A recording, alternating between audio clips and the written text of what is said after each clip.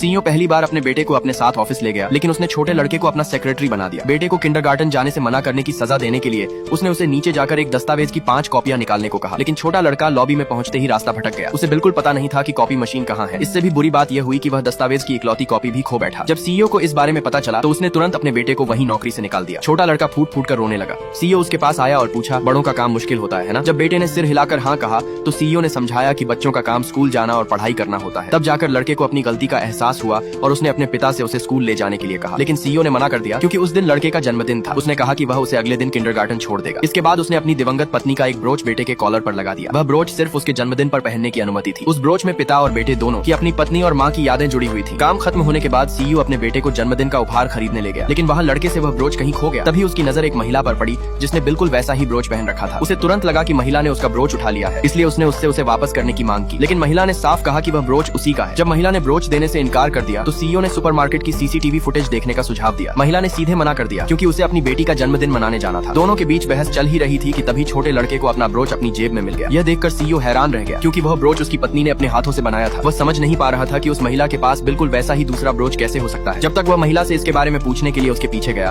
तब तक वह जा चुकी थी। उसे लगा कि अब शायद उनकी मुलाकात कभी नहीं होगी, लेकिन अगले ही दिन उसने उस महिला को फिर से देख लिया। उस समय महिला उसकी कार की खिड़की को शीशे की तरह इस्तेमाल करके अपना मेकअप ठीक कर रही थी। जैसे ही सीईओ की नजर उसके सीने पर लगे ब्रोच पर पड़ी, उसने कार की खिड़की नीचे कर दी। महिला यह देखकर चौंक गई कि यह उसी की कार थी और तुरंत शर्मिंदा हो गई। वह वहाँ से जाने लगी, लेकिन अचानक उसका पैर फिसल गया और वह गिर पड़ी। सीईओ तुरंत कार से बाहर निकला और उसका हालचाल पूछने लगा। ब्रोच के बारे में जानने की इच्छा से उसने पहले उससे माफी मांगी और फिर उसका संपर्क नंबर मांगा। महिला उसे अपना नंबर नहीं देना चाहती थी, लेकिन तभी सीईओ ने अपनी कार पर पड़े एक खरोंच की ओर इशारा किया। तब महिला को एहसास हुआ कि गिरते समय उससे कार पर खरोंच लग गई थी। आखिरकार उसने अपना फोन नंबर एक कागज पर लिखकर कार पर चिपका दिया और वहाँ से चली गई। कुछ समय बाद महिला अपनी बेटी को किंडरगार्टन लेकर गई और उसे अपने हाथों से तैयार किए गए छोटे छोटे उपहार बच्चों में बांटने को कहा। लेकिन हैरानी की बात यह थी कि उसकी बेटी और सीईओ का बेटा एक ही कक्षा में पढ़ते थे। लड़की ने लड़के को अपनी माँ द्वारा बनाया गया एक हेयर क्लिप दिया और दोनों बच्चे जल्दी ही अच्छे दोस्त बन गए। उसी समय शिक्षिका ने सभी माता पिता से कहा कि वे अपने बच्चों के साथ मिलकर प्यार विषय पर एक चित्र बनाएं। लड़के ने सीईओ से रंग बिरंगा चित्र बनाने को कहा, लेकिन सीईओ ने जिद करके केवल काले और सफेद रंग की पेंटिंग बनाई। जब दूसरे बच्चों ने वह चित्र देखा तो वे लड़के का मजाक उड़ाने लगे क्योंकि उसकी पेंटिंग सबकी पेंटिंग से अलग दिख रही थी। महिला ने सीईओ से पूछा कि क्या उसने विषय को गलत समझ लिया है, लेकिन सीईओ को पूरा विश्वास था कि उसकी पेंटिंग बिल्कुल सही है। उसने आत्मविश्वास से कहा कि पहला पुरस्कार निश्चित रूप से वही जीतेगा। तभी शिक्षिका ने प्रतियोगिता के परिणाम घोषित किए। पहला पुरस्कार महिला की बेटी को मिला। यह सुनते ही सीईओ बेहद शर्मिंदा हो गया। महिला ने उससे कहा, तुम्हारा बेटा अभी सिर्फ 5 साल का है, उसे पहले रंगों की पहचान करना सीखने दो, कला की समझ बाद में भी विकसित हो जाएगी। लेकिन सीईओ ने उसकी बात का कोई जवाब नहीं दिया और चुपचाप मुड़कर वहाँ से चला गया।